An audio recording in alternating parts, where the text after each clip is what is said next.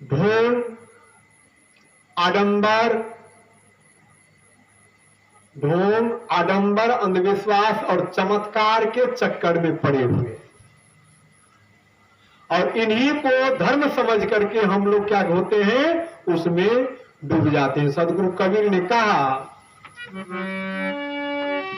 भंवर जाल बगु जाल है, बूढ़े बहुत अचेत,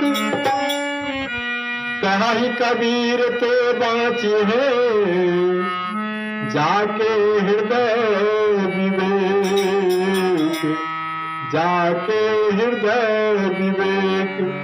सदगुरु कबीर कहते हैं कि भंवर जाल बगु जाल है, भंवर जाल बगु जाल है, बूढ़े बहुत अचेत। भंवर जाल बगुजाल है। बगुजाल आप लोग बगुला को देखे होंगे, उजला होता है ना जी, बहुत सफेद होता है, उजला होता है। और जलाशय में आप देखेंगे कि बगुला एक पैर पर एक टंगा दे करके इस प्रकार एक तरफा ध्यान लगा करके बैठा रहता है, तो आदमी समझता कि बड़े ध्यान में है, लेकिन उनका ध्यान किधर रहता है, वो किसी भगवान की ओर नहीं रहता है। उनका ध्यान किधर रहता है, तो मछली पकड़ने की ओर रहता है।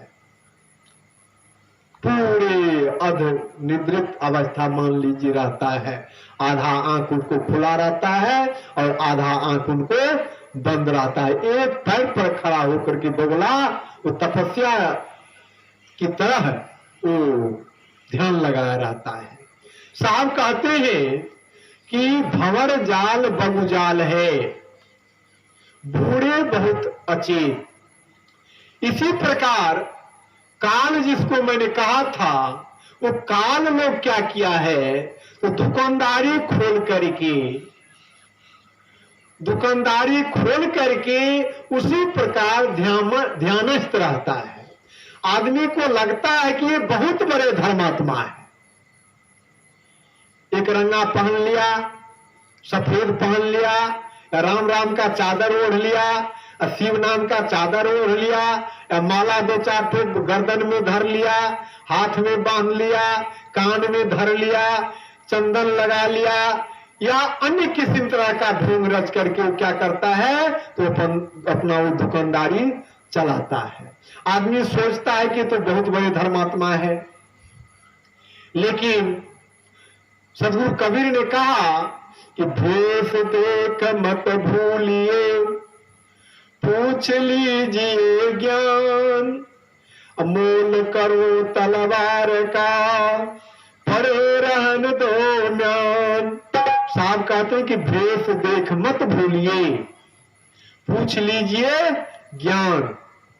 ऐसे भेषों को देख करके हम लोग को नहीं भूलना चाहिए, उनसे परीक्षा करनी चाहिए, कसौटी पर कसना चाहिए, वास्तव में संत के लायक है या नहीं, सदगुरु के लायक है या नहीं, उनके कथनी करने में अंतर है कि क्या है। ये तमाम चीजों को निरख परख करके तर्क वितर्क करके ही मान लेना चाहिए। लेकिन हम लोग क्या करते हैं, ऐसा नहीं करते हैं, वो भूमि के चक्कर में पड़ जाते हैं। तो साहब कहते हैं ढोंग आडंबर। ढोंग क्या है, ढोंग धोखा देने का एक षड्यंत्र है। धोखा देने का क्या है, एक षड्यंत्र है। जैसे मान लीजिए कि आदमी को पंडित लोग धोखा देता है, कहता है देखिए अमुक दिन ये बैरागन का दिन है, या क्या कहते हैं संक्रांति का दिन है, इस दिन आज यदि आप पूजा करते हैं तो भगवान से दर्शन हो जाता है, भगवान मिल जाता है। तो ये जो दुकानदारी चला दिया, भगवान नाम का एक कल्पना खड़ा कर दिया, ये ढोंग कहलाता है। और पूजा अर्चना के माध्यम, पूजा अर्चना के दरमियान में ये हम लोग अभी चौरचन का समय है, तो आप देखिएगा कि चौरचन करता है तो आदमी तो बर्तन में खाता है जी, माने छिप्पा में खाता है, थाली में खाता है, प्लेट में खाता है। लेकिन देवता ऐसा है तो छाछी कोरना में खाता है। बिना छाछी कोरना से उनको भोगे नहीं लगेगा। छाछी में दही अलग रहेगा, कोरना में अलग रहेगा। अभी दही एक मटकुरी में जुमता ही नहीं है उनको। किसी को एक गिलास दूध रहता है, किसी को 2 गिलास रहता है, किसी को वो भी नहीं रहता है तो चलो थोड़ा पिठारे घोल करके रख देता है ना, किसी में चीनियां डाल देता है। तो ऐसे ऐसे लेकिन बर्तन होना चाहिए।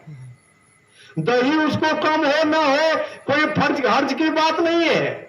दही नहीं हो तो नहीं हो, लेकिन बर्तन होना चाहिए उतना।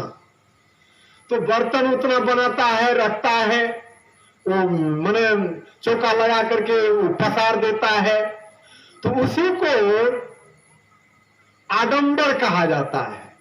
वो तो साधन हुआ ढोल, और इस सजाने का जो काम है तो वो आडंबर हो जाता है। तो ढोल और आडंबर। तीसरा है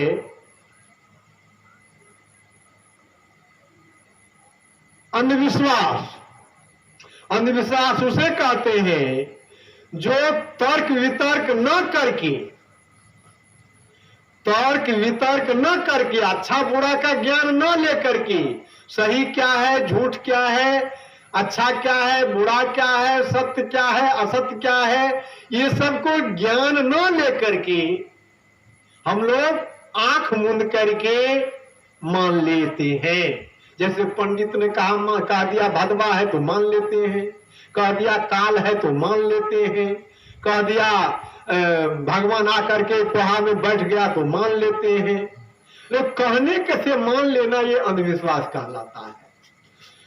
तो ये ढोंग, आडंबर, अंधविश्वास, और एक होता है चमत्कार। चमत्कार क्या है? अस्वाभाविक बातों को स्वाभाविक बताना, जो नहीं होने योग्य बात है उनको दिखला देना, वो चमत्कार कहलाता है। जैसे आप देखेंगे कि जादूगर लोग क्या करता है, मिट्टी है, मिट्टी से वो क्या बना देता है, रुपया बना देता है,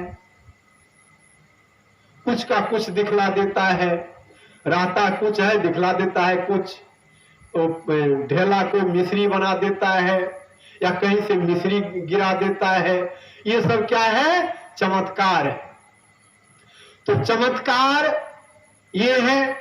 चलिए चमत्कार हम आप लोग को दिखला देंगे चमत्कार क्या होता है। ये तमाम चीज मैंने चर्चा किया है, तो आज मुझसे संभव नहीं हो पाएगा, इतना चीजों को पूरे व्याख्या करना संभव नहीं हो पाएगा।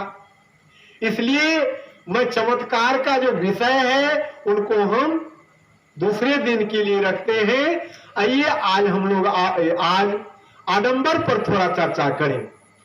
आप लोग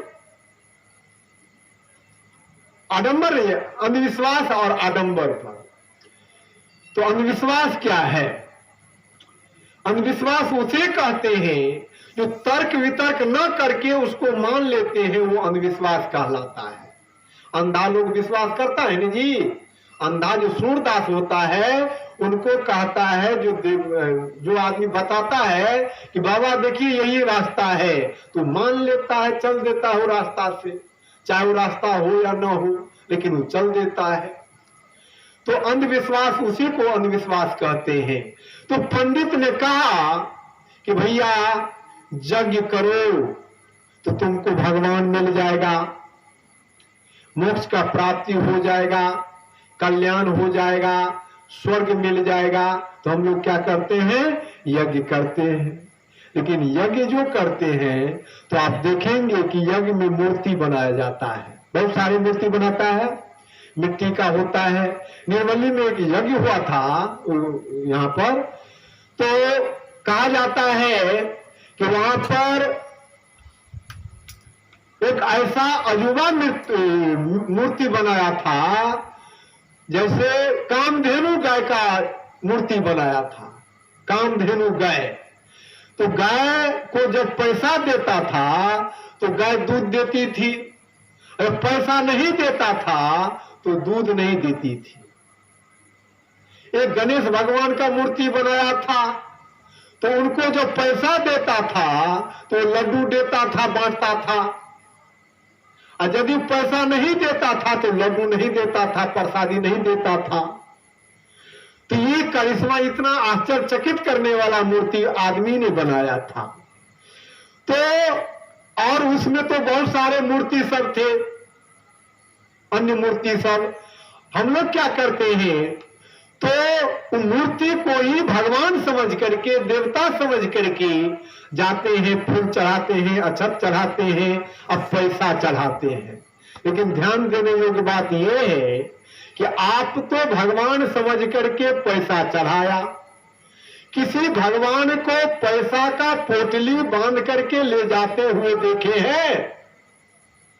मैं पूछता हूं आप लोग से कि मुझसे बुजुर्ग लोग सब भी अभी हैं, बरामद, बुढ़ा से बुढ़ा है, जवान भी है, बेदरा भी है, औरत भी है, मर्द भी है, सभी इंसानों से पूछा जा रहा है कि आप जो जिन भगवान को, जिन मूर्ति को भगवान समझ करके, देवता समझ करके, ईश्वर समझ करके आपने लड्डू चढ़ाया या पैसा चढ़ाया, तो किसी भगवान को लड्डू खाते हुए देखे हैं? किसी भगवान को पैसा ले जाते हुए देखे हैं? तो आपका अंतरात्मा का आवाज निकलेगा कि नहीं नहीं नहीं। ये कौन ले जाता है जी? तो आदमी ले जाता है। आदमी कौन होता है? जो जग को निर्माण करवाया, अर्थात संयोजन करवाया। कमिटी होता है, कमिटी लोग को फायदा होता है, पंडित लोग को फायदा होता है। ये तो दुकानदारी है। आपको तो झूठे को कह दिया कि भगवान है वो। इसलिए इसी को अंधविश्वास कहा जाता है। और इसी में हम लोग क्या करते हैं, तो हवन करते हैं। जो आडंबरवादी लोग का कहना है कि हवन में जौ, तिल, घी, सड़र इत्यादि लकड़ी जलता है, तो वो जलता है तो ये ऑक्सीजन निकलता है, जिससे प्राणी सांस लेता है।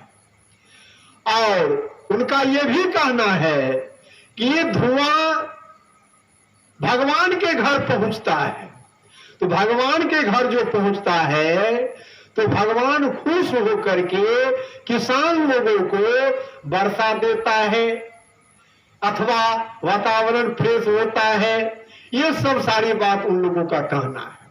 लेकिन ध्यान देने योग्य बात ये भी है, हम लोग तो आंख मूंद करके मान लेते हैं, लेकिन ध्यान दें, सदगुरु कबीर ने कहा कि भगवान का घर आज तक किसी को मिला ही नहीं है। आज पृथ्वी के अंदर में कहां पर कोयला की खानी है, अवरक की खानी है, जस्ता की खानी है, मिट्टी तेल की खानी है, क्या कहते हैं डीजल की खानी है, जस्ता इत्यादि का खानी है। ये तमाम चीजों को आदमी पता लगा लिया। पृथ्वी के ऊपर में कहां पर कौन सी देश है, कहां पर कौन सी पठार है, मैदान है, झील है, समुद्र है, महासागर है, या कहां पर कौन सी बड़ा बड़ा मंदिर है, मस्जिद है, मकबरा है, ये तमाम चीजों को आदमी पता लगा लिया। उतना ही नहीं, अंतरिक्ष में कहां पर मंगल ग्रह है, शुक्र है, शनि है, बृहस्पति है, प्लूटो है, यूरेनस है, नेपच्यून है, इत्यादि ग्रह क्या, चंद्रमा है, या इनकी क्षेत्रफल क्या है, उनकी लंबाई चौड़ाई क्या है, ये यहां से दूरी उसका कितना है, कौन सी ग्रह कौन सी ग्रहों को कितना दिनों में परिक्रमा कर लेता है, सब आदमी पता लगा लिया है। उतना ही नहीं, कि वायुमंडल में हवा जो होता है वो हवा में कौन सी गैसें कितनी मात्रा में है, जैसे ऑक्सीजन कितनी मात्रा में है, कार्बन डाइऑक्साइड कितनी मात्रा में है, हीलियम कितनी मात्रा में है, नाइट्रोजन कितनी मात्रा में है, कार्बन मोनोऑक्साइड कितनी मात्रा में है, इत्यादि गैसें कितनी मात्रा में है, सब आदमी पता लगा लिया है। इतना चीजों को पता लगा करके आदमी बैठ चुका है। आज तक भगवान का घर किसी को नहीं मिला है। क्यों नहीं मिला है? इसका मतलब है कि भगवान का घर कहीं पर है ही नहीं, और जहां है वहां खोजता ही नहीं। तमाम शास्त्रों में, चाहे जिस किसी का शास्त्र हो, जिन धर्मों का शास्त्र हो, ये तमाम धर्म शास्त्रों में हृदय की तरफ इशारा किया गया है कि भगवान का निवास स्थान हृदय में है, और वो भगवान क्या है? आत्मा है, अर्थात आत्मा ही परमात्मा है, ऐसा कहा गया है। लेकिन हम लोग क्या करते हैं? इनसे भिन्न ईश्वर को खोजते हैं, लोकांतर में खोजते हैं, वो पूजा के माध्यम से, जग के माध्यम से, हवन के माध्यम से, तीर्थों में जाकर के भटकते हैं। नाना प्रकार के कल्पना जाल में हम लोग क्या होते हैं? फंस जाते हैं। तो काल के हाथ फंस जाते हैं। तो जग में जो आदमी को पता नहीं चला है कि कहां पर भगवान का घर है, लेकिन धुआं कैसे भगवान का घर देख लिया जी? जो आदमी भगवान का घर नहीं देख पाया, तो धुआं कैसे भगवान का घर देख लिया? ये 200 किलोमीटर के बाद हवा का पहुंच शायद नहीं है, तो हवा का पहुंच जहां तक है बस वहीं तक ही धुआं जा सकता है। इसलिए कि धुआं हवा के माध्यम से ही स्थान परिवर्तन करता है। यदि हवा नहीं रहेगा तो धुआं नहीं उड़ेगा। इसलिए, और हवा का पहुंच कहां है? तो जहां तक हवा का पहुंच है वहीं तक धुआं जाएगा, तो उसके ऊपर तो धुआं नहीं जा सकता है। तो भगवान का घर कहां है जी? आज जहां तक हवा का पहुंच नहीं, हवा लेकर के हम लोग जाते हैं, विमान में क्या करते हैं?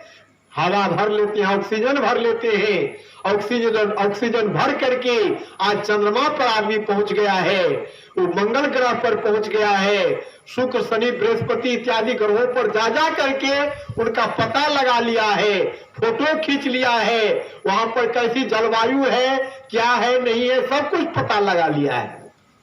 तो धुआं कैसे पहुंच जाएगा जी?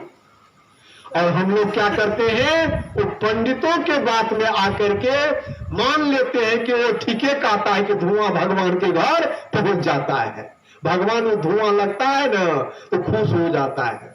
कहा जी, भगवान आदमी को धुआं लगता है तो दुख होता है, अब भगवान को धुआं लगेगा तो खुश होगा जी? हाँ? लेकिन हम लोग क्या करते हैं? इस अंधविश्वास में पड़ जाते हैं। तो सजनों, उसमें जो तिल, जौ, घी, सरड़ इत्यादि जलता है, तो इससे कार्बन मोनोऑक्साइड नाम का एक भयानक गैस निकलता है, खतरनाक गैस, जो बहुत सारे ऐसा गैस निकलता है जो लाइलाज बीमारी का रूप पकड़ लेता है, जैसे कैंसर है, दम्मा, टीबी, खांसी इत्यादि तमाम भयानक रोग पैदा हो जाता है। तो हम जो यज्ञ करते हैं, हवन करते हैं, तो इससे क्या होता है? विश्व का खतरा पैदा हो जाता है। लेकिन वो लोग क्या कहता है कि विश्व के कल्याण के लिए करता है। उनको कहना चाहिए कि विश्व के कल्याण के लिए मैं यज्ञ नहीं करता हूं, मैं अपने कल्याण के लिए, अपने परिवार के कल्याण के लिए यज्ञ करता हूं। लेकिन हम लोग क्या कहता है कि विश्व के कल्याण के लिए करते हैं, और हम लोग क्या अंधे की तरह मान लेते हैं, आंख मूंद करके ठीके का रहा है पंडित जी। तो ये क्या है? अंधविश्वास है। तो सज्जनों, समय तो बहुत हो गया है, अब चमत्कार का विषय रहा है, तो चमत्कार अगले सत्र से मैं आप लोग को जादू क्या होता है और जादू कैसे दिखाया जाता है, मैं इस पर चर्चा करूंगा और जादू भी आप लोग को दिखाने का प्रयास करूंगा।